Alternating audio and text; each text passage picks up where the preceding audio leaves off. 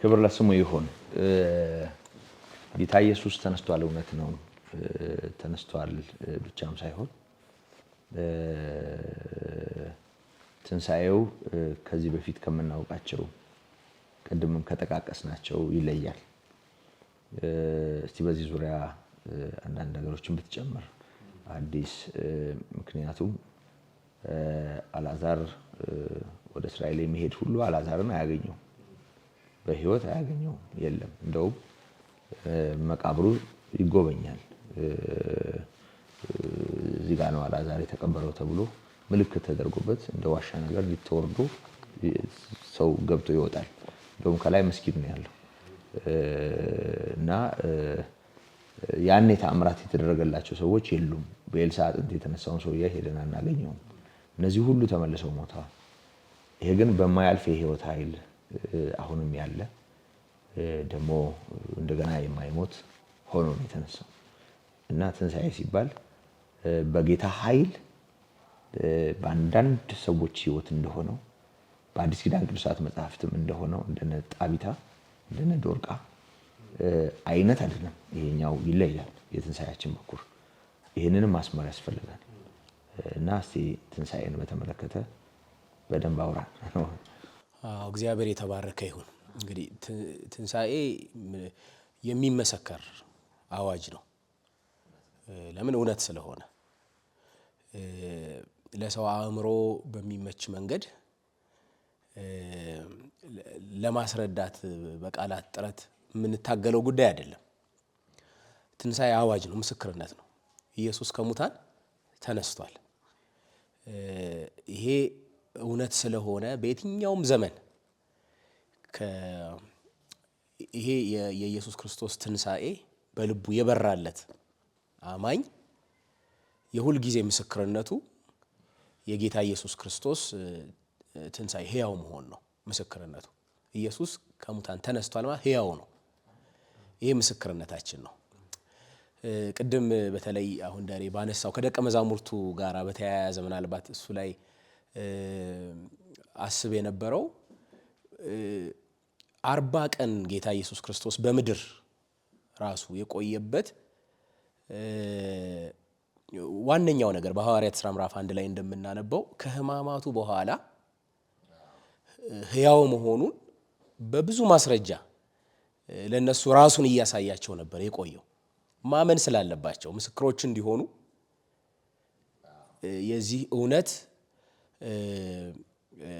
የታመነ መሆኑ ኢየሱስ ክርስቶስ ከሙታን መነሳቱ የተረጋገጠ እውነት መሆኑን አምነው ለዚህ እውነት ራሳቸውን መስጠት ስላለባቸው ጌታ 40 ቀን ከነሱ ጋር ቆይቷል እየታያቸው። በጣም አስደናቂ ነው። ማለት ያ 40 ቀን የፈጀ አለማመን ነው ከነሱ ውስጥ ለመንቀል ማለት ነው። ምክንያቱም ራሱ ከየቦታው ሲሰበስባቸው፣ በተዘጋ ቤት ሲገባ፣ ባህሩ ዳር ሄዶ እንደገና ሲገለጥላቸው፣ በኤማሁስ ያን ሁሉ ኪሎ ሜትር አብሯቸው ሲጓዝ ራሱን ሲያሳያቸው በነበረው በእያንዳንዱ ሁኔታ ውስጥ አያምኑም ነበር። ማርቆስ እሱን ይናገራል። እንደውም አለማመናቸውንና የልባቸውን ጥንካሬ ነቅፎ ነው ከዛ በኋላ እንደገና እነሱን ለተልእኮ የሚልካቸው። ያ መታመን ስለነበረበት ማለት ነው። ያን እውነት ማመን ነበረባቸው የጌታ ኢየሱስን ሕያውነት እና የነሱን ሁኔታ የተናገራቸውን አለማስተዋላቸውን አለመጠበቃቸው በራሱ የክስተቱን ብቸኛነት እንደገና እንረዳበታለን። የጌታ ኢየሱስ ክርስቶስን ከሙት መነሳት ማለት ነው። በተለይ አሁን ሁለተኛ ያነሳው ሐሳብ የጌታ ኢየሱስ ክርስቶስን ከሞት መነሳት ምን ልዩ ያደርገዋል? ከነ አልዓዛር ከነ ዶርቃም ከሌሎቹም ሞተው ነበር፣ ግን ከተነሱት በተአምራት ከተነሱት እንደገና ከሞቱት የጌታ ኢየሱስ ክርስቶስ ትንሳኤ ምንድነው ልዩ የሚያደርገው የሚለውን ማየት በጣም አስፈላጊ ነው። በራሱ ከጌታ ኢየሱስ ክርስቶስ ማንነት ጋር በተያያዘ እንደሱ አንድ ላይ ብናየው ጥሩ ነው። ምክንያቱም የወንጌላችን እውነት ስለሆነ ሐዋርያው ጳውሎስ በሮሜ መጽሐፍ ምዕራፍ 1 ላይ ስለ ወንጌል እውነት ሲናገር ወንጌል በስጋ ከዳዊት ዘር ስለሆነው እንደ ቅድስና መንፈስ ግን ከሙታን መነሳት የተነሳ በኃይል የእግዚአብሔር ልጅ ሆኖ ስለተገለጠው ስለ ልጁ ነው ይላል እና የሞተውና ደግሞም ከሙታን የተነሳው ማንነት የትንሣኤውን እውነት ልዩ ያደርገዋል። የሞተው ከሙታን የተነሳው እርሱ የእግዚአብሔር ልጅ ነው። ትንሣኤው ቀጥታ ከሱ ማንነት ጋር የተያያዘ ነው። በራሱ ሕያውነቱ አንዱ ኢየሱስ የሕያው እግዚአብሔር ልጅ መሆኑን ከማንነቱ ጋር ይያያዛል ማለት ነው። ለምሳሌ አንዱ የሞቱ ምክንያት ምን ነበረ? ኢየሱስ የሕያው እግዚአብሔር ልጅ አይደለም የሚል ነበር። ወይንም ደግሞ ራሱን ከእግዚአብሔር ጋር አስተካክሏል፣ የእግዚአብሔር ልጅ ነኝ ብሏል የሚል ነበር የሞቱ ምክንያት። ግን ኢየሱስ ከሙታን ሲነሳ አንዱ የተረጋገጠው እውነት የሕያው እግዚአብሔር ልጅ መሆኑ ተረጋግጧል።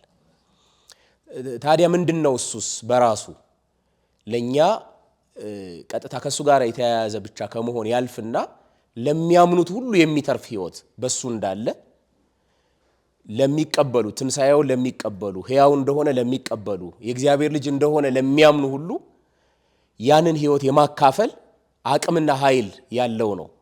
በራሱ ስልጣን ያለው ሆኖ ነው ከሙታን የተነሳው ማለት ነው። ማለት የተረጋገጠበት ነው። የእግዚአብሔር ልጅ መሆኑ የተረጋገጠበት ነው።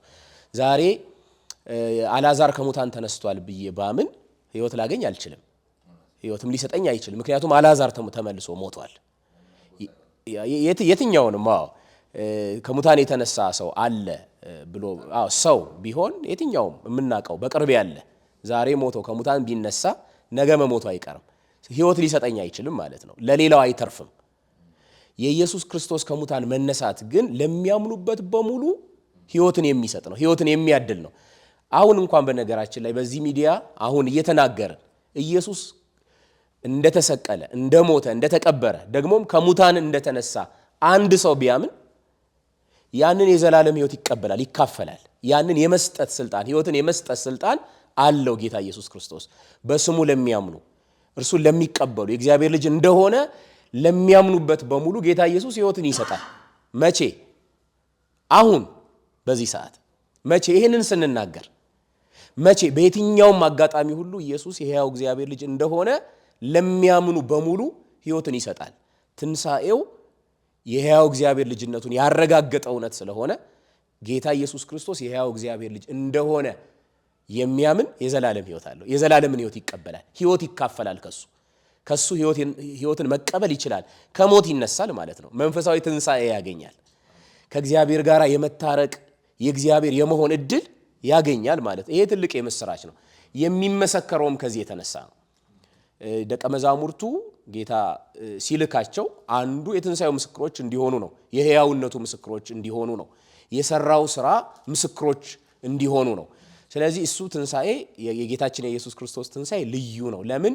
ለሌላው የሚተርፍ ለሚያምኑ በሙሉ የሚተርፍ ለዓለም ሁሉ የሚተርፍ ሕይወት በምድር የተገለጠበት ታላቅ የእግዚአብሔር ስራ ስለሆነ የእግዚአብሔር ኃይል ስለሆነ በዚያ የተገለጠው ማለት ነው።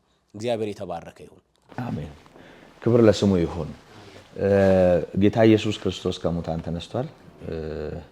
ለእነ ስምዖን ታይቷል። ደቀ መዛሙርቱም ይሁኑ የተከተሉት እህቶች ወይም ሴቶች ስላልጠበቁት እስከ መቃብር ድረስ ሄደዋል። ብዙ ጊዜ ይሄንን ስናነሳ ሴቶቹ በፍቅር ልባቸው ባዳናቸው በረዳቸው ጌታ የተቀጣጠለ ስለነበረ ወንዶቹ ባልደፈሩበት ማለዳ ሌሊት ተነስተው ሮጠው እዛ ሄዱ፣ እዛ ተገኙ ብለን አሞካሽተን የነዚህ እህቶች እዛ መገኘት ያው የሚሰበክና የምንናገረው ሆኗል። ግን ድንጋዩን አንከባሎ በተንከባለለው ድንጋይ ላይ ቆሞ ወይም ተቀምጦ የታየው መልአክ ሕያውን ከሙታን መካከል ስለምን ትፈልጉታላችሁ? እሱ ሕያው ነው ተነስቷል፣ በዚህ የለም ካለ በኋላ ከገሊላ ጀምሮ የሰው ልጅ መከራ እንደሚቀበል እንደሚሞት በሰው እጅ ደግሞ እንደሚነሳ የተናገረውን ለምን አላስተዋላችሁም ለምን አላመናችሁም ብሎ ነቀፋ የሚመስል ንግግር ነው የተናገራቸው እና ቃሎቹንም ማሰቡ ነው የሚለው። በኋላ ነው ከእንቅልፍ እንደመባነን ባን ነው የሰሙትን እና ያዩትን ለመናገር እንደገና ሮጠው ወደ ደቀ መዛሙርት ሄዱትና ይሄን ዜና እዛ ለቀሩት ወንዶች የተናገሩት። ስለዚህ አንዳንዴ ሰው ያው ለተነገረው ቀድሞ ለተነገረው የእግዚአብሔር ቃል ለነቢያት ትንቢት ቀድሞ እንደሚማንስተዋል ቀድሞ ስለናንተ ስለሚሰጠው ታላቅ መዳን ወይም ደግሞ ጸጋ ትንቢት የተናገሩ ነቢያት በየትኛው ዘመን እንዴት ባለ ሁኔታ እንደሚገለጥ ተግተው መረመሩ ነው የሚለው ጴጥሮስና በየትኛው ዘመን ነው ይመጣል የተባለው የሚመጣው ብለው ይፈልጉ ነበር። እነዛ ትንቢት ተናጋሪዎቹ እንደተባለ ልክ በዚህ አይነት ህሊና ይሄንን የሚመረምር የነቢያት ትንቢት ፍጻሜ እንደሚያገኝ ጌታ የተናገረውንም እንደሚያደርግ ከቃሉ ተነስቶ የሚያምን ልብ የሌለው ሰው ወይም ይሄን የማያስተውል ሰው የፈለገ ትንሣኤ እንደማይነካው ነው የሚያሳየው ይሄ ታሪክ።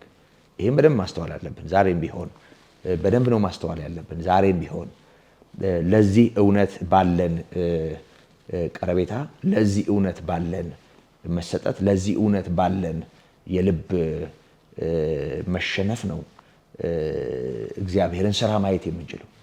ሰው ለዚህ በሩን ከዘጋ ትንሣኤ እንደማይሆን ጌታ በተለያየ ምሳሌ ማሳይቷቸዋል፣ እንደማይገባቸው ማለት ነው። ለምሳሌ ሉቃስ 16ን ስንመለከት ጌታ ስለዛ ስለ ባለጠጋው ሰውና አልዓዛር ስለሚባለው ሰው በምሳሌ በተናገረበት ክፍል ያ ባለጠጋው በህይወት ዘመኑ በተድላ የነበረው አጥሩ ስር የነበረውን ቁስለኛ እና ድሃ ቸል ብሎ የኖረውን ሰው አልዓዛርን ከርቀት ተመለከተው አብርሃም እቅፍ ላይ ሆኖ እና አብርሃም አባቶ እባክህ ላከው ወደኔ ጣቱን ነክሮ ምላሴን ያብርድልኝ ያቀዝቅዝልኝ ብሎ ጠየቀው እና ምን ብሎ ነው የመለሰለት? እናንተም ወደኛ እኛም ወደ እናንተ እንዳንመጣ በመካከል ገደል አለ አይቻልም አለ። እሺ እዛታች ምድር ላይ አሉኝ 5 ወንድሞች እንዲህ አይነት መከራ እንዲህ አይነት ስቃይ እንዳለ እባክህ ሄዶ ይንገርልኝ እሺ አለ። አይ ሙሴና መጽሐፍት አሉ ብላቸው እነሱን ይስሙ፣ እነሱን የማይሰሙ ከሆነ ከዚህ የሚላክ እንኳን ቢሄድ አይሰሙም ያሉ። በጣም እኮ አስገራሚ ነው። እኛ አንዳንድ ጊዜ አንዳንድ ልባቸውን ለወንጌል የቆለፉ ሰዎች እንደው በቃ የሞተ ሰው እኔ እንደሱ ተመኝቼ አውቃለሁ። እዚህ 4 ኪሎ ቅድስት ሥላሴ ጓሮ ከተኙት እንደው ዳጎስ ካሉት ከምናውቃቸው ሰዎች የሀገር መሪዎች ሊሆኑ ይችላሉ፣ የሃይማኖት መሪዎች አንዱ ተነስቶ ቢመጣ በቃ የሆነ ነገር የሚሆን ይመስል መስሎኝ ያውቃል፣ ናፍቄ ያውቃለሁ። ግን ምንድነው ያለው? ከዚህ የሞተ እንኳን ቢነሳ አሁን ትንሣኤ ወይም በጣም አስደናቂ የሆነ በእግዚአብሔር ቃል እውነት ውስጥ የምናያቸው ነገሮች በሰው ልብ ውስጥ ቦታ እንዲኖራቸው የእግዚአብሔር ቃል በሰው ልብ ቦታ ማግኘት አለበት። ይሄ ነው መስተዋል ያለበት። ለቃሉ ጀርባውን የሰጠ ሰው ለየትኛውም አይነት ጤናማ እውነት አቅም አይኖረው። ጌታ ዮሐንስ ወንጌል ምዕራፍ 8 ላይ ጸሐፍት ፈሪሳውያንን ሲናገር እናንተ የአብርሃም ልጆች ነን እንደምትሉት አይደለም፣ እናንተ የአባታችሁን ስራ ነው የምታደርጉት፣ እውነትን የነገርኳችሁን እኔን ልትገሉኝ ትፈልጋላችሁ፣ ቃሌን የማትሰሙት ለምንድን ነው? በውስጣችሁ የሚኖር ቃል ስለሌላችሁ ነው ያላቸው። እውነት ነው አርነት የሚያወጣው ሰው ነው። በውስጣቸው የሚኖር የተቀበሉትና ያነገሱት ቃል ስለሌላቸው ጌታ የሚናገራቸውን ነገር ከዛ ጋር አያይዘው አሜን ማለት አቃታቸው። ስለዚህ አሁንም ቢሆን ሰው ለእግዚአብሔር ቃል ልቡን መክፈት አለበት፣ ለወንጌል እውነት ልቡን መክፈት አለበት። የእግዚአብሔር ምሕረት እንዲያይ ደስ የሚያሰኘው ደስ እንዲለው፣ ትንሣኤ እንዲሆንለት፣ የክርስቶስ ቤዛነት ሐሴት እንዲሆንለት፣ እዚህ ሆኖ ከሞት ወደ ሕይወት መሻገሩን ከጨለማ ወደ አስደናቂ ብርሃን ማለፉን እግዚአብሔር ያደረገለትን ምሕረት አሜን ብሎ ተካፍሎ ማካፈል እንዲችል እንደ ቀላል ነገር ትራስ ስለሚያደርገው ሼልፉ ላይ ለሚያስቀምጠው አጠገቡ ላለው መጽሐፍ ቅዱስ ለእግዚአብሔር ቃል በመንፈስ ቅዱስ የተቃኙ ሰዎች ለተናገሩት እውነት ጆሮውንም ልቡን መክፈት አለበት። ሰው ይሄንን ካላመነ ያኛውን አያስተውልም እና ይሄንን ነው የምናየው። ምክንያቱም ከገሊላ ጀምሮ በሰው እጅ መከራ እንደሚቀበል እንደሚሰቅሉት እንደሚገድሉት ይላችሁ አልነበረም ወይ? ለምንድነው ቃሉን ያልሰማችሁት ነው ያላቸው። ደግሞ ይገርማል። ቃሎቹን አሰቡ ይላል። ቃሎቹን አሰቡ፣ ትዝ አላቸው። ከዛ በኋላ ነው እየሮጡ የሄዱት። እነ ጴጥሮስን አግተልትለው ጠርተው ተሯውጠው የመጡትና ደግሞ ሌላው ቀጣይ ነገር የሆነው። ስለዚህ ይሄንን ማስተዋል በጣም መልካም ነው። የጌታ ጸጋና ምሕረት ይብዛላቸው ለሚሰሙን ሁሉ እና ጌታ ኢየሱስ ተነስቷል። እንደው ጠቅለል ባለ መልኩ የሚቋጭ አይደለም። በአንድ ቀን ውይይት እንዲህ ባለው ሰዓት በጣም ሰፊ ነው። ትንሣኤ ብዙ ነገር ነው። ትንሣኤ ከትንሣኤ ጋር ተያይዞ በጣም ሊረሱ የማይገቡ በጣም ብዙ ነገሮችን ማንሳት ይገባናል። የሆነ ሆኖ ያው በተለያየ መንገድ እንወሰናለንና እንደው ከትንሣኤ ጋር ተያይዞ አሁን ኢየሱስ ክርስቶስ ተነስቷል። በጌታችን በኢየሱስ ክርስቶስ ትንሣኤ ምክንያት ይህንን እውነት ለምናምን ሰዎች የሚኖረውን ትሩፋት ወይም ደግሞ የሚኖረውን የተትረፈረፈ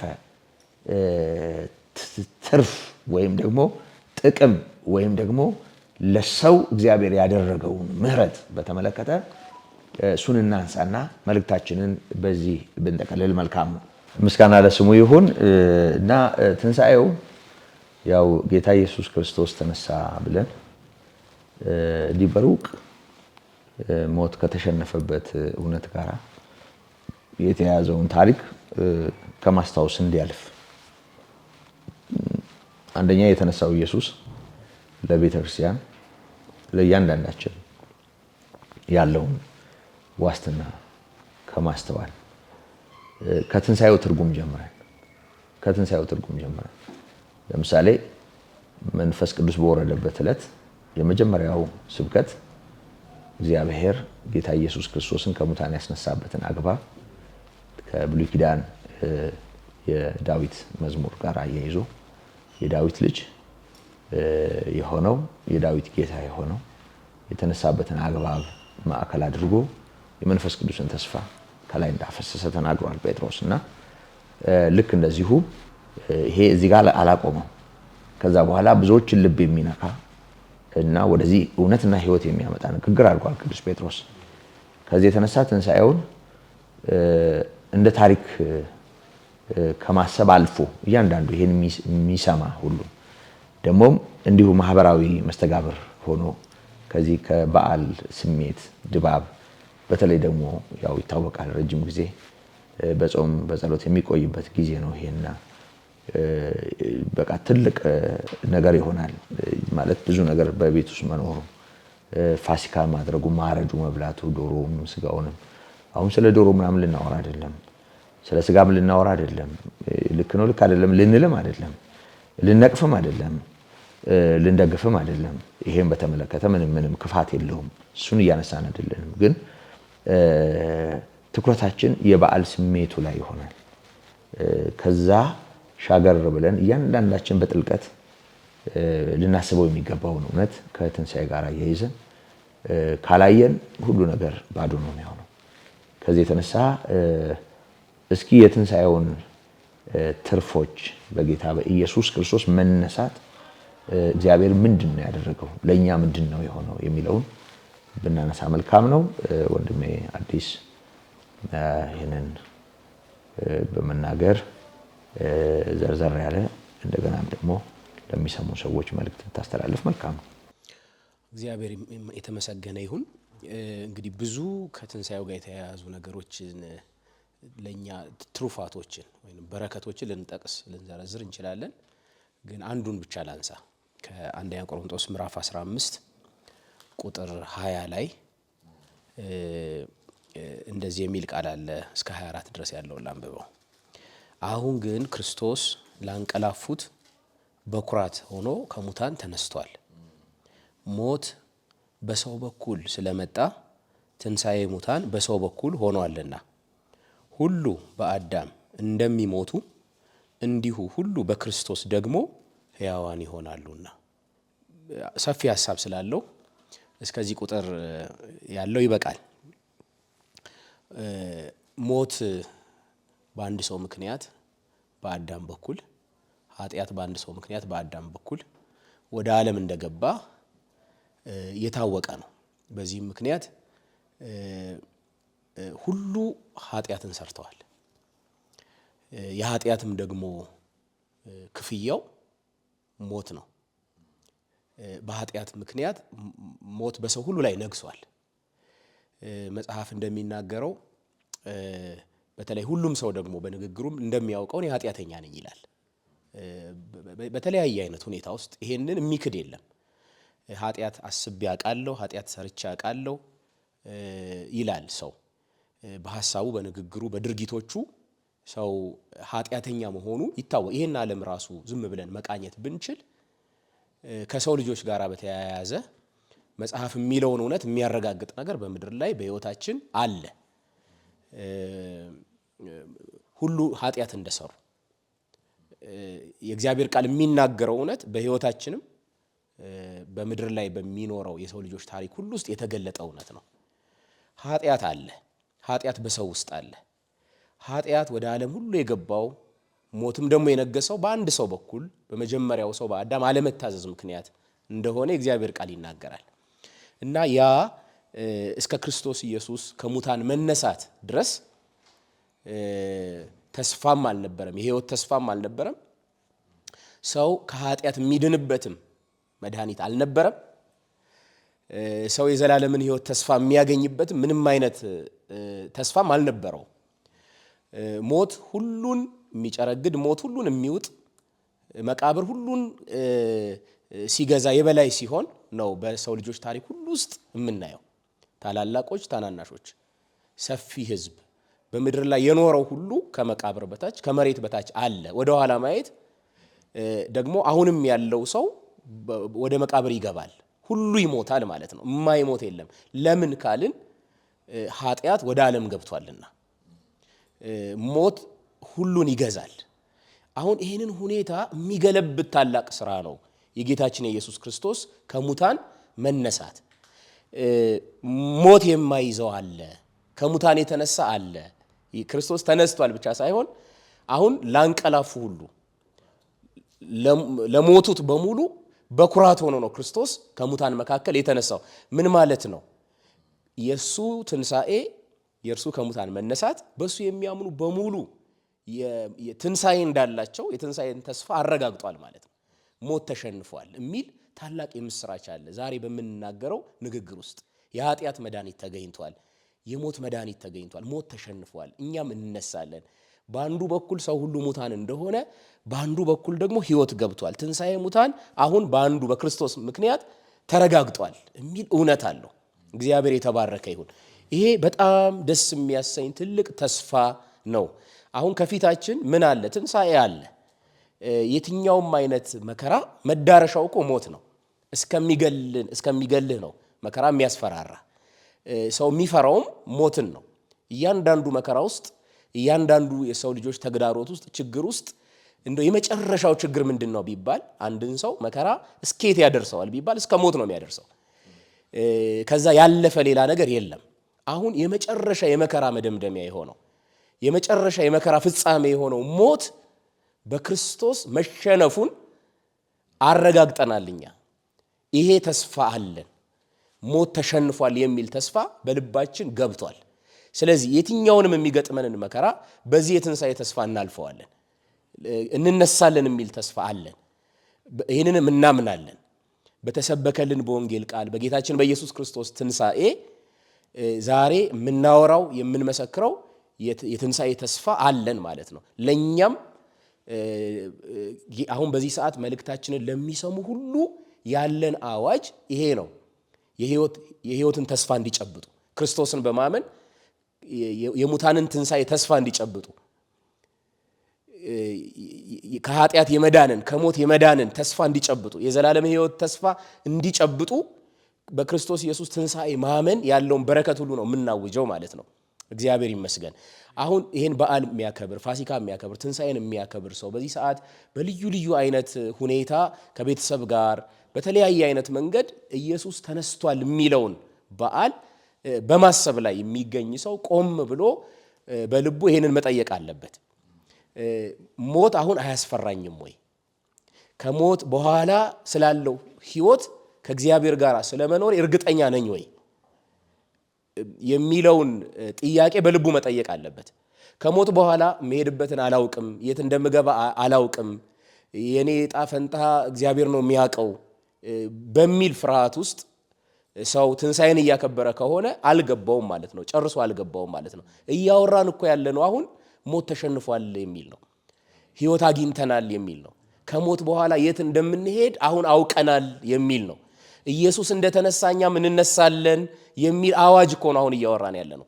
ስለዚህ ሰው ይሄንን ቆም ብሎ ማረጋገጥ አለበት። መንፈስ ቅዱስ ይርዳል። የሚሰሙትን ሁሉ መንፈስ ቅዱስ ይርዳል።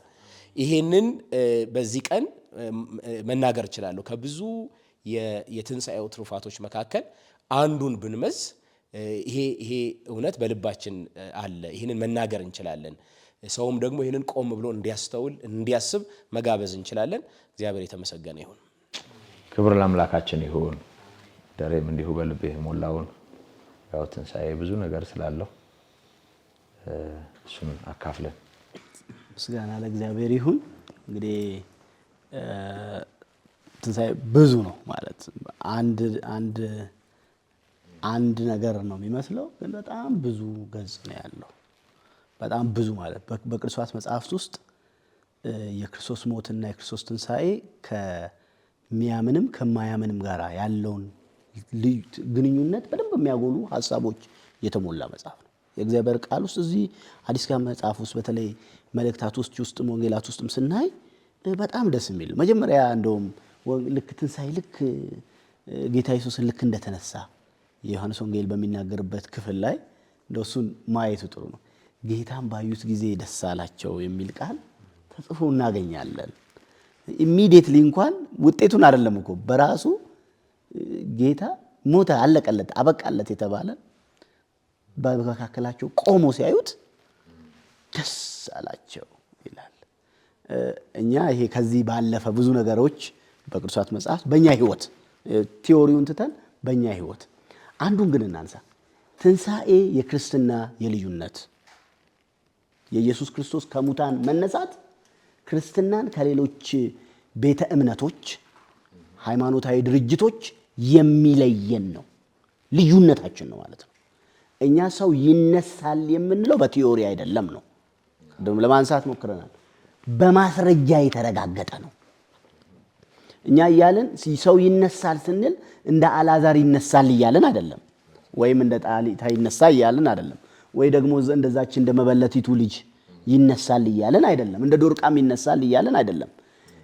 ይነሳል ስንል ላይሞት ይነሳል፣ ለህይወት ይነሳል የሚለውን የሰው ልጅ በቃ እዚህ አንዳንድ ሰው እንዲላል ሁሉ ነገር እዚህ የሚያልቅ ነው የሚመስለው።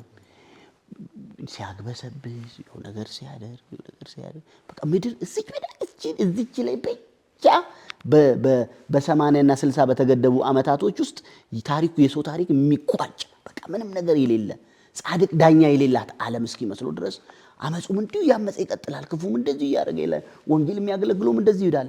መቋጫ ነው። የህይወት ትንሣኤ አለ የሚለውን ክርስትና አንድ ማስረጃ ስጠኝ። ጌታ ኢየሱስ ተነስቷል። አሁን ጥያቄ እንጠይቃለን። ይሄን መርሃ ግብር የምትከታተሉ በአጋጣሚ ከፍታችሁ በተለየ የሃይማኖት ቡድኖች ውስጥ ሆናችሁ ይሄን መልእክት የምትሰሙ ምን ይሉ ይሆን ብለው በትዝብት ለመስማት የምትሞክሩ በአማርኛም በአረብኛም በኦሮምኛም በተለያየ ቋንቋም ሰው ከሞት በኋላ ይነሳል የሚልን በየቤተ እምነቶቻችሁ የሰማችሁ እስኪ አንድ ማስረጃ ስጡ። ሰው እንደሚነሳ የሚያሳይ አንድ በኩር አንድ መረጃ ስጡ። የለም። ክርስትና የሚለየው ይሄ ነው። እኛ ግን አለን፣ አግኝተነዋል። እሱ የናዝሬቱ ኢየሱስ ይባላል። ደግሞ ይሄ በድብቅ የተደረገ አይደለም። ለሐዋርያት ታይቷል፣ ለያዕቆብ ታይቷል። አንደኛ ቆሮንቶስ ምዕራፍ 15 ላይ ለ500 ሰዎች ታይቷል። እንደውም ለቅዱስ ጳውሎስም ምን ብሏል? ታይቷል። በብዙ ማስረጃ የተረጋገጠ ነው። ስለ ትንሣኤ ስናወራ ታዲያ እሱን ኢየሱስ ክርስቶስ መነሳቱን ማወቄን ምን ይጠቅመኛል? ሁለት ነገር ላንሳ። በቅዱሳት ቃል ውስጥ የተጻፉትን ሁለት ሐሳብ ለኛ በተለይ በዚህ በጽድቅ ረሃብና ጽድቅ አገኛለሁ ብሎ ተራራ በመውጣት ቁልቁለት በመውረድ አመድ በመቃም ድፍርስ ውሃ በመጠጣት ብቻ በሚመስል እጸድቅበታለሁ በሚለው ሁኔታ ውስጥ በሚባክን ማህበረሰብ ውስጥ ትንሣኤ ምን አይነት መልስ ይዞ መጣ? ሮሜ ምዕራፍ 4 ላይ አንድ ቃል አለ። በጣም እንዴት ልብ የሚያሞቅ ማለት ነው። አብርሃም አመነ ጽድቅም ሆኖ ምን አለ? ተቆጠረለት ይላል። ጽድቅም ሆኖ ተቆጠረለት። አዎ ተቆጠረለት የሚለው ቃል ስለ እርሱ ብቻ የተነገረ አይደለም ይላል። አብርሃም አምኖ ተቆጠረለት ምን ሆኖ? ጽድቅ ሆኖ። አብርሃም ብቻ ነው አምኖ ጽድቅ ሆኖ የሚቆጠርለት? ሐዋርያት እንደሚለው አይደለም፣ ለእሱ ብቻ አይደለም። ተቆጠረለት የሚለው ቃል ስለ እርሱ ብቻ አይደለም። ቁጥር 23 እያነበው ስለ እርሱ ብቻ የተጻፈ አይደለም፣ ስለኛ ነው እንጂ፣ ስለ አማኞች ኢየሱስን ስለሚያምኑት ነው እንጂ። እንዴት? ስለ በደላችን አልፎ የተሰጠውን እኛንም ስለ ማጽደቅ የተነሳው ጌታችን ኢየሱስን ከሙታን ባስነሳው ለምናምን ለኛ ይቆጠርልን ዘንድ አለው ይላል። እግዚአብሔር የተባረከ ይሁን። ትንሣኤ ማለት ጻድቅ ሆነን በእግዚአብሔር ፊት የተቆጠርንበት ነው። በምንድን ነው የምጸድቀው የምትሉ ሰዎች አላችሁ። እግዚአብሔር ትክክልና እምነትክ ትክክል። አብርሃም አመነ ምን ሆኖ ተቆጠረለት? እምነቱም ጽድቅ ሆኖ ተቆጠረለት። እንዴ በእግዚአብሔር ፊት ጻድቅ ሆነ መቆጠር የሚፈልግ ሰው ከሙታን የተነሳውን የናዝሬቱን ኢየሱስን ማመን ነው። ከሙታን የተነሳው ስለ እኛ ጽድቅ የተነሳው ደግሞ እርሱንም ከሙታን ያስነሳውን ለምናምን ለኛ የሚቆጠሩልን እውነት ነው ትንሣኤ። እና ትንሣኤ ምን አደረገ? ሰዎችን ጻድቃን አደረገ። የሚያምኑትን ምን አደረገ? አጸደቀ። አሁን እንዴት ነው የምትጸድቁት? አምነ ነው። ምንድን ነው ያመንከው? ኢየሱስን አባቱ ከሙታን አስነስቶታል።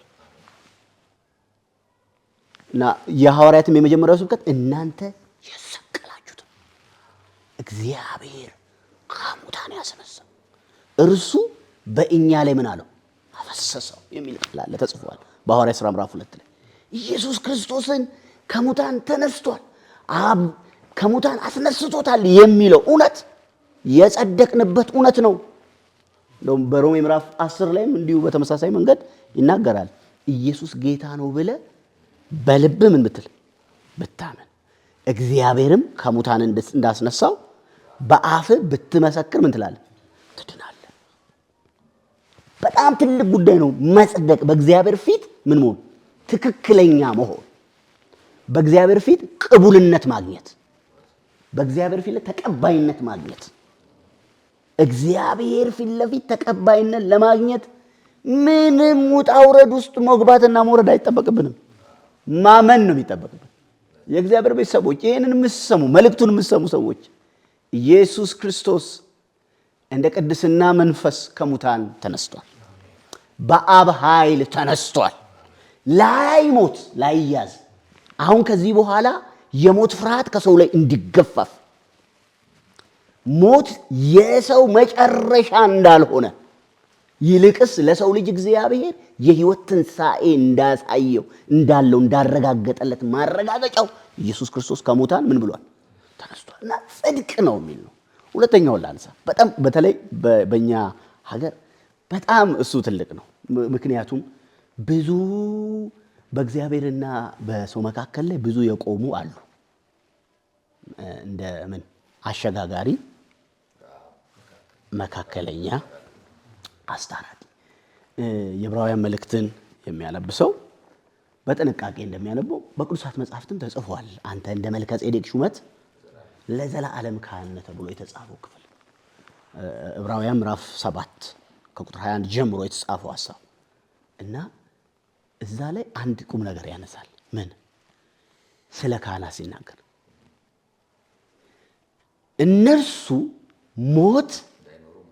እነሱ እንዳይኖሩ ሞት ስለከለከላቸው ካህናት የሆኑ ብዙዎች ናቸው። እርሱ ግን ለዘላለም በሕይወት ስለሚኖር የማይለወጥ ምን አለው? ክህነት አለው።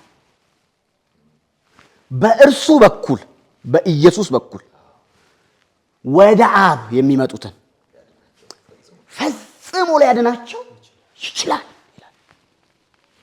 ማን ነው የሚያስታርቀኝ? እኔ እኮ በደሌ ብዙ ነው፣ ነውሬም እንኳን ለሰው ልናገር ራሴን ይሰነፍጠኛል፣ አንገት ያስደፋኛል። ንስሐም እንዴት እንደሚገባ አላውቅም። ከእግዚአብሔር ጋር እንዴት ነው የምታረቀው? አሁን የአዲስ ኪዳን ከእግዚአብሔር ጋር መታረቂያው ማን ነው? የማይለዋወጥ መታረቂያ የእግዚአብሔር መታረቂያ ማን ነው ለሚል ሰው ትንሣኤው ምን አድርጎልናል?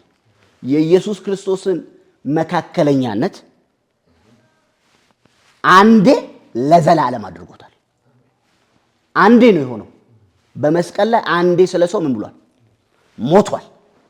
በእርሱ በኩል የሚመጡትን ግን ፈጽሞ ምን ሊያድናቸው ይችላል። የእግዚአብሔር ቤተሰቦች አሁን ማን ቢማልድላችሁ የማን ዋጋ ነው ለኃጢአታችሁ ተመጣጣኝ? እግዚአብሔር ዋጋውን ወስኗል። የሚበቃውን ቁጣው የሚበርድበትን ልኳል። በጉን ልኮታል። ካህኑንም ልኮታል። እና እሱን የሚያምን ከእግዚአብሔር ዘንድ ለመታረቅም በእግዚአብሔርም ለመዳን ይችላል። እና ትንሣኤ ምንድን ነው ያደረገልን? ቤተ ክርስቲያን ዘላቂ ሊቀ ካህናት እንዲኖራት አደረገ። በሰውና በእግዚአብሔር መካከል ዘላቂ መካከለኛ፣ ዘላቂ መስዋዕት፣ ዘላቂ ሊቀ ካህን ቤተ ክርስቲያን እንዲኖራት አደረገ።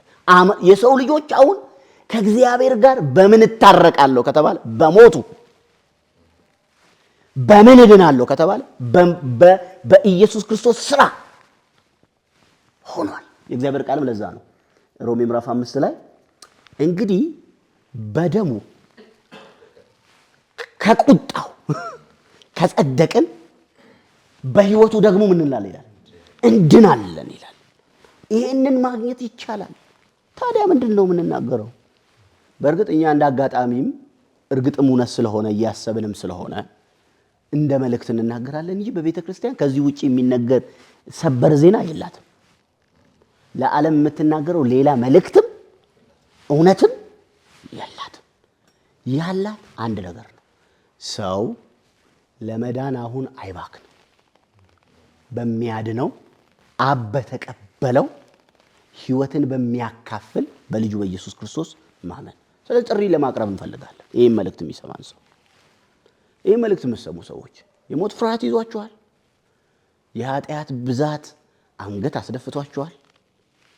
እንዴት ነው ከእግዚአብሔር ጋር መታረቅ የምችለው የሚል ጥያቄ ያለባችሁ? ወይስ ደግሞ እንዴት ነው በእግዚአብሔር ፊት ለፊት ጻድቅ መሆን የምችለው? እግዚአብሔርን ያስደስታል። ከሙታን የተነሳ አለ። የማይለወጥ ክህነት ያለው አለ። በአብ በግርማው ክብር ዙፋን ፊት ስለ እኛ ሊታይ ሊቀ ካህን ሆኖ የቆመ አለ። ኢየሱስን ማመን ለኢትዮጵያ ነው የመመኘው። እሱን በእርግጥም ይህን ቋንቋ ለሚሰማን ሰው ሁሉ በሌላ ቋንቋ ብንናገር ነው የሚተረጎም ከሆነ ጥሩ ነው። የምንናገረው እሱ ነው። ለሰው ልጅ የእግዚአብሔር መፍትሄ ኢየሱስ ነው እና ኢየሱስን እንመነው። እኛ ደስተኞች ነን። በዚህ የሚደረደር የሊቅነትም የእውቀትነትም የአዋቂነትም ጥግ ባይኖረንም ነፍሳችን ግን አርፋለች። የቀመስነውን እንድትቀምሱ ባረፍንበት ለዘላለም ረፍት እንድትካፈሉት ለመጋበዝ እንወዳለን። የእግዚአብሔር ጸጋ ከኛ ጋር ይሁን። አሜን። ክብር ለአምላካችን ይሁን። እግዚአብሔር ይመስገን። እኔም ካንተ ኮርጄ ሁለት ጥቅስ ልጨምር። እንደውም ሁለት ጥቅሶች አይምሮዬ ላይ ነበሩና ሁለት ጥቅሶችን ስትል እነሱን የምትወስዳቸው መስሎኝ እየጠበቅኩ ነበር እና እነሱን አልወሰድካቸውም። የትንሣኤ ብዙ ነው ስላል እነሱን ላንሳቸው እና ሶስተኛ አድርጌ አይምሮ ላይ ይዤው የነበረው ሊቀ ካህናት ኢየሱስ ክርስቶስን አንስተዋል እና ያው ዞሮ ዞሮ የምንቀዳው ከዚህ ስለሆነ ተመሳሳይ ነገር ማሰባችን፣ ተመሳሳይ ነገር መናገራችን፣ ተመሳሳይ ነገር ማመናችን የሚጠበቅ ነው። የሚያስገርም አይደለም። ይሄ እንዳለ ሆኖ እንግዲህ እነዚህን ሁለት የመጽሐፍ ክፍሎች ባስታውስ ደስ ይለኛል። አንደኛው ኤፌሶን 2 ነው። በዚህ ክፍል ሐዋርያው ከቁጥር 1 ጀምሮ በአጠቃላይ ከጨለማው ስልጣን ስር የነበረው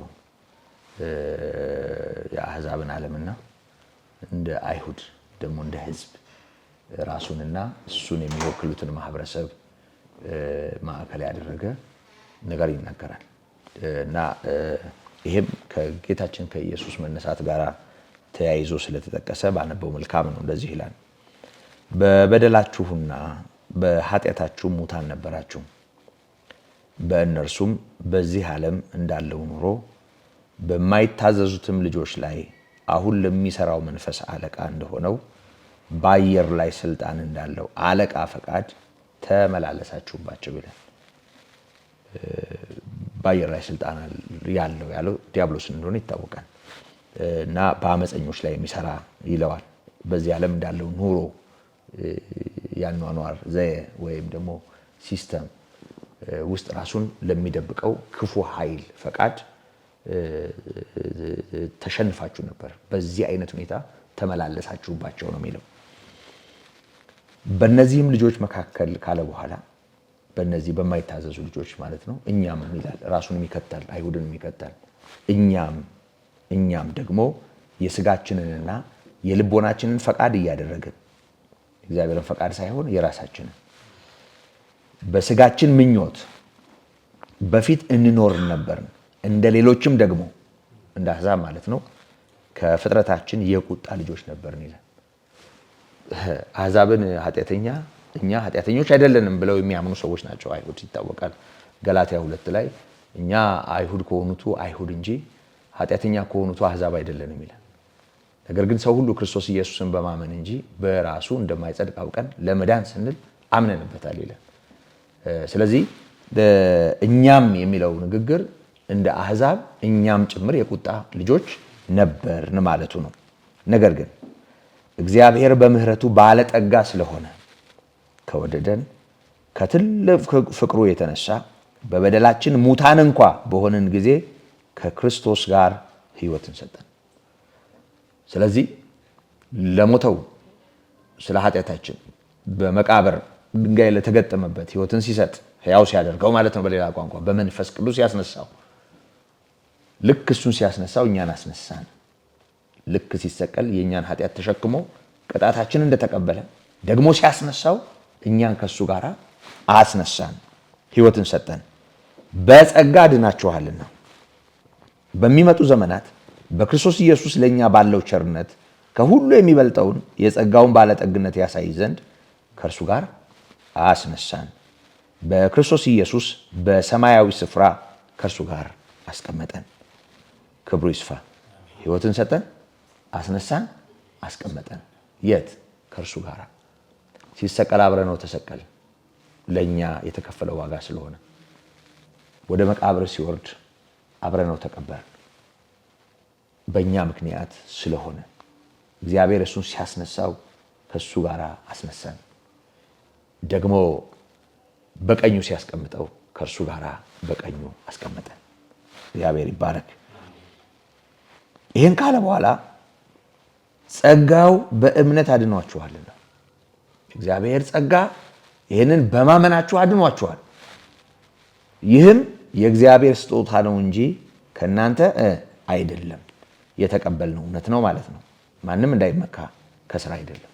ማንም ይህን ስላደረግኩ ከልጅነቴ ጀምሮ እንዲህ ስለሆንኩ ፈጣሪ ስለምፈልግ ስለምወድቅ የሃይማኖት ጉዳይ ስለሚመስጠኝ ስላነበብኩ ቸር ስለሆንኩ ደግ ስለሆንኩ እንዲህ ስላረኩ ብሎ ማንም ከራሱ ጋር እንዳያገናኘው ከሰማይ ከወረደው በሁለት ወንበዴዎች መካከል ከተሰቀለው ከሞተው ከተነሳው በክብር ካረገው በቀኙ ከተቀመጠው የተነሳ ይሄ ጸጋ በእምነት አዳናችሁ፣ ማንም እንዳይመጻደቅ ይላል።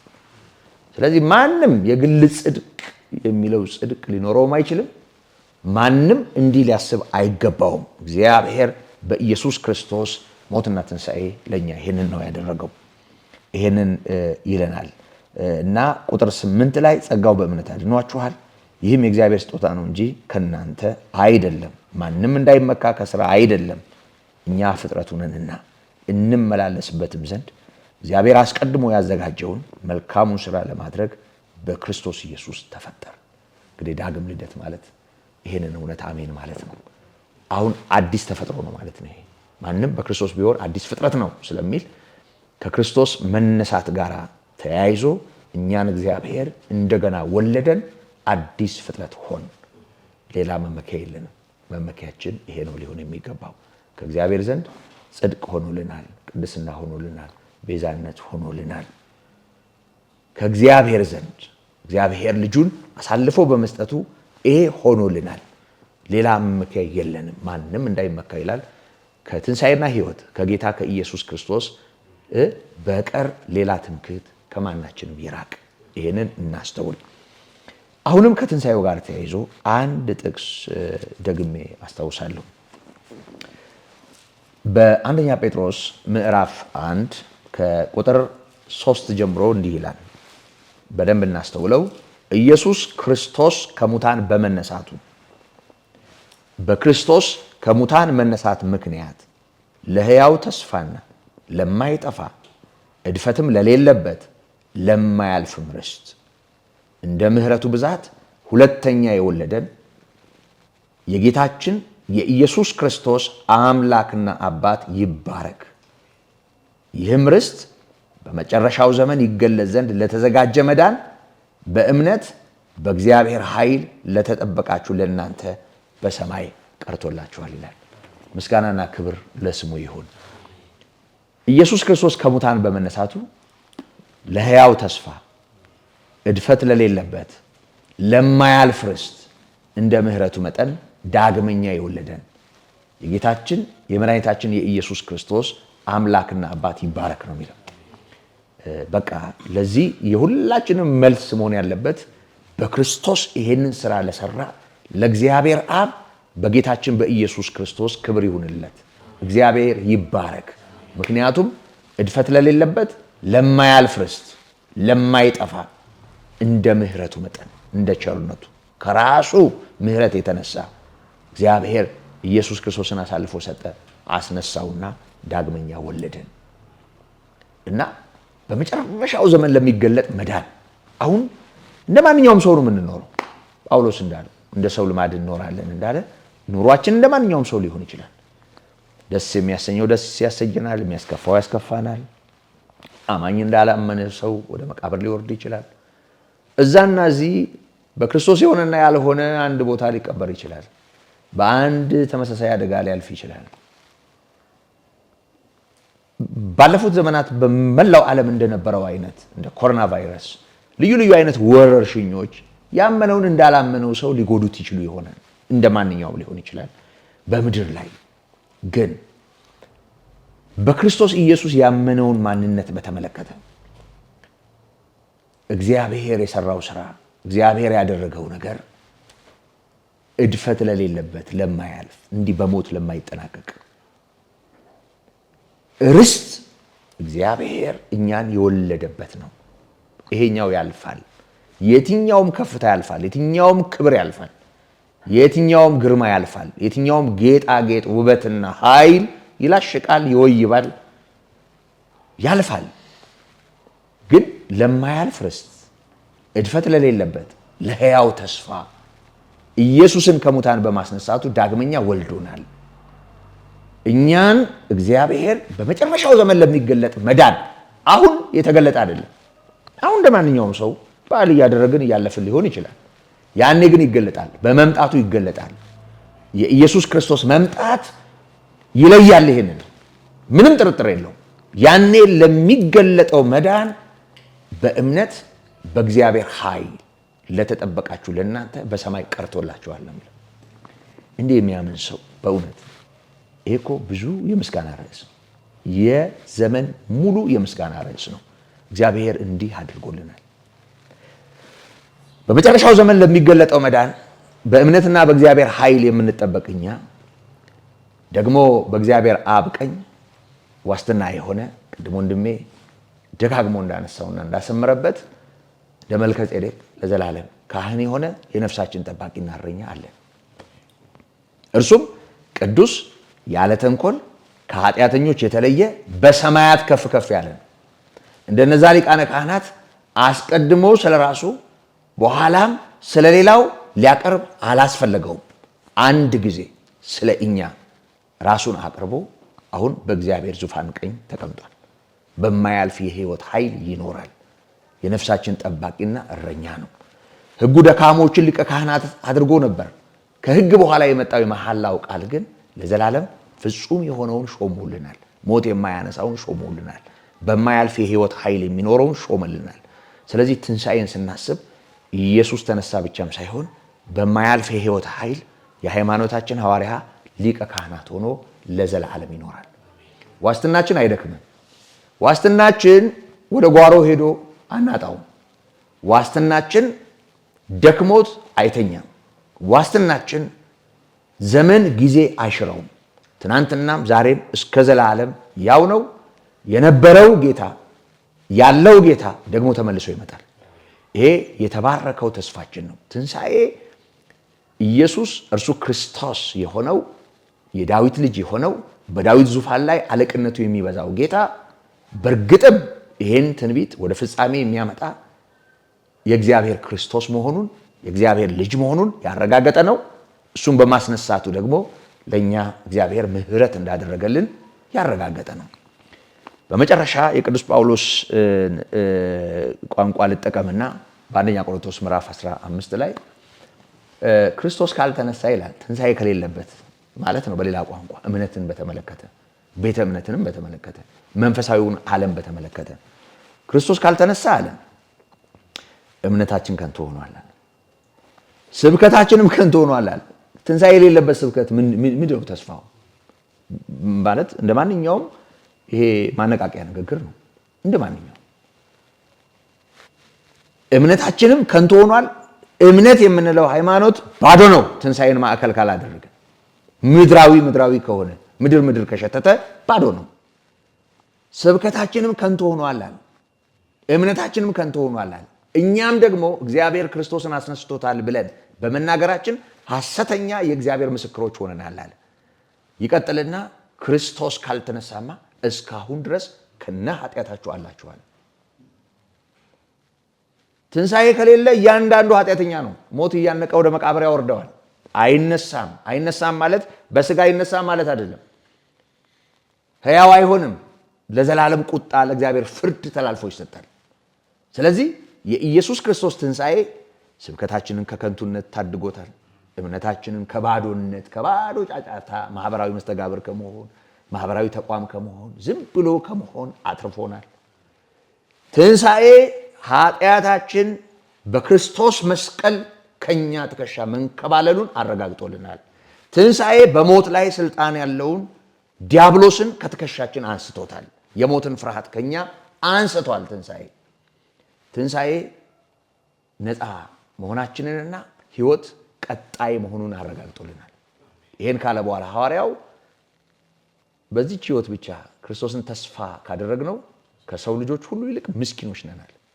ማለት ምንም በቃ መንፈሳዊው ዓለም ከሌለ፣ ከሞት ባሻገር ሕይወት ከሌለ፣ ትንሣኤ ከሌለ፣ በክርስቶስ የተገለጠው እውነት ከሌለ ለምንድን ነው እግዚአብሔርን ተስፋ የምናደርገው? መጸለይ ምን ያደርጋል?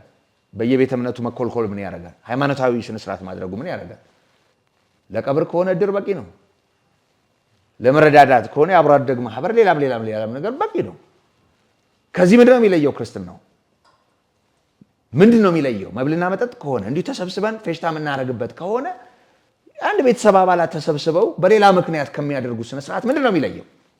እግዚአብሔርን በዚህች ሕይወት ቅድም ወንድም ያስቶታል 70 እና 80 ነው። ከዛ በኋላ ሕማምና ጭንቅ ነው በተባለለት የሕይወት ዘመን ልክ እግዚአብሔርን ተስፋ ካደረግነው ከሰው ልጆች ሁሉ ይልቅ ምስኪኖች ነን ነው የሚለው። ይህን ፀሐይ ሁሉም ይሞቀዋል፣ ዝናቡ ለሁሉ ይዘንባል። የምድር ፍሬ ለሚያምነው ለማያምነው ሁሉ፣ ለሌባው፣ ለነፍሰ ገዳዩ፣ ለግብረ ሰዶማዊው፣ ለሴሰኛው፣ ለባለዛሩ፣ አጋንንት ለሚስበው፣ ለመተተኛው፣ ለሁሉ ፀሐይ ይወጣል። ሁሉም ይህን እንጀራ ይቆርሰዋል። ሁሉም ተሰብስቦ በዓል ያደርጋል። በግና ዶሮውን ሁሉም ይመገበዋል። ሁሉም የሆነ ለዓመት በዓል የሚሆን ስነ ስርዓት ይኖረዋል። በዚህ ማንን ይከለክላል? ምንም ልዩነት የለውም። በዚህች ህይወት ከሆነ ክርስቶስን ተስፋ ያደረግነው ምስኪኖች ነን ነው የሚለው። ስለዚህ ላንቀላፉት በኩራት የሆነውን ተስፋ ያደረግን እኛ የትንሣኤያችን ሳምፕል፣ የትንሣኤያችን በኩር፣ የትንሣኤያችን ናሙና በሆነው በኢየሱስ ነጋችንን እናያለን። እሱ ተነስቷል፣ በክብር አድርጓል፣ በግርማው ዙፋን ቀኝ አለ፣ ተመልሶ ይመጣል፣ ይወስደናል፣ ለዘላለም ከሱ ጋር ያኖረናል። ይሄ ነው ተስፋችን። ትንሣኤ ነው ክርስቶስ፣ ህይወት ነው ክርስቶስ፣ እውነት ነው ክርስቶስ። ይሄን በማመናችን ጸጋው በእምነት አድኖናል። ስለዚህ አድኖናል ብለን አፋችንን ሞልተን የምንናገርበት እምነት ሆኖልናልና ክብር ለስሙ ይሁን። ይህን መርሃ ግብር በያላችሁበት ከኛ ጋር በመካፈል ትንሣኤና ህይወት የሆነውን ጌታ ኢየሱስን በእምነት የምታዩ ደስ ይበላችሁ። እግዚአብሔር ባደረገላችሁ ምህረት ባላችሁ ዋስትና በጣም ደስ ይበላችሁ። በዚህ ዓለም ያለው ነገር መልኩ ምንም ይምሰል እንኳን ውርደትና ሐዘን ክብርና ከፍታም ቢሆን ማለፉ አይቀርም። የማያልፈው ርስት ለማይጠፋው እንደ ምህረቱ መጠን እግዚአብሔር ዳግመኛ እንደወለደን አስበን በፍጹም ደስታ እግዚአብሔርን ልናከብረው ይገባናል። ከዕለት ግርግር ከበዓልም ጫጫታ ቤታችንም ካለው ታዛችን ስር ካለው ጥሩም ካልሆነው ነገር ሻገር ብለን ሞት የተሸነፈበትን ህይወት ጌታ ኢየሱስን እናስበው። እሱ ደስታ ይሆንልናል። በማመናችሁ ደስ ይበላችሁ። ደግሞ በርቀት ያላችሁ ይህንን እንዲሁ በጭምጭምታ የሰማችሁ ይህንን እውነት አሜን ያላላችሁ ሰዎች በእውነት እረፉ። ክርስቶስን አሜን በሉና እረፉ። ከዚህ በላይ እረፍት፣ ከዚህ በላይ ደስታ የለም። ትንሣኤ ቀን አይደለም። ትንሣኤ የሆነ ዘመን አይደለም። ትንሣኤና ህይወት እኔ ነኝ ብሏል ጌታ ኢየሱስ። ትንሣኤና ህይወት ነው። የሚያምንብኝ በስጋ ይሞትም አላለም፣ ቢሞት እንኳ ሕያው ይሆናል። ስለዚህ ሞት ላይ ሰብረን ሐዘን ልባችንን ላይ ሰብረው ተስፋ ላይ ያስቆርጠን ቢሞት እንኳ ያመነ ሰው ሕያው እንደሆነ የምናስተውልበትን ምህረት እግዚአብሔር አብዝቶልናል። ስለዚህ በልዩ ልዩ ሐዘንም ውስጥ ያላችሁ ሰዎች፣ የምትወዱትን አታችሁ የምታለቅሱ ሰዎች፣ ቤታችሁ በሞት የተንኳኳባችሁ ሰዎች፣ በብዙ ቁጭት በብዙ ሐዘን በተለይ በዓላት ሲመጡ ሐዘን ያለባቸው ሰዎች በተለየ ሁኔታ ያሳለፉትን ዘመን እያሰቡ እንደሚያለቃቅሱ፣ እንደሚደብታቸው፣ እንደሚደብራቸው አንዳንድ ቤት ውስጥ እንዲህ አይነት በዓላት ለቅሶ ይሆናሉ። የጎደለን ሰው በማሰብ እንዲህ ለምትሆኑ ሰዎች ተስፋ እንደሌለው ሰው እንዳትሆኑ። ሞትን ድል ያደረገውን እዩ። መቃብር የያዛቸውን ቤተሰቦቻችሁን ሳይሆን ሞትን ድል አድርጎ በአብ ቀኝ ያለውን እዩት፣ ታርፋላችሁ። ደግሞ በሱ በኩል ሁላችንም ሕያዋን መሆናችንን አስቡ። ያንቀላፉ ወገኖቻችንን ቅድም እንዳነሳ ነው ሳንቀድማቸው እንነሳለን። በቅጽበተ ዓይን እንለወጣለን። ጌታን ለመቀበል እንነጠቃለን። ከጌታ ጋር ለዘላለም እንኖራለን። ይሄ ብርቱ መጽናናት ይሆናችሁ። ትንሣኤ ይሽተታችሁ፣ የትንሣኤው መዓዛ ቤታችሁ ይግባ። ከሌላው ነገር በላይ ሞት የተሸነፈበት እውነት በህሊናችሁ ይመላለስ። ደስም ይበላችሁ። የጌታ ጸጋና ሰላም ይብዛላችሁ።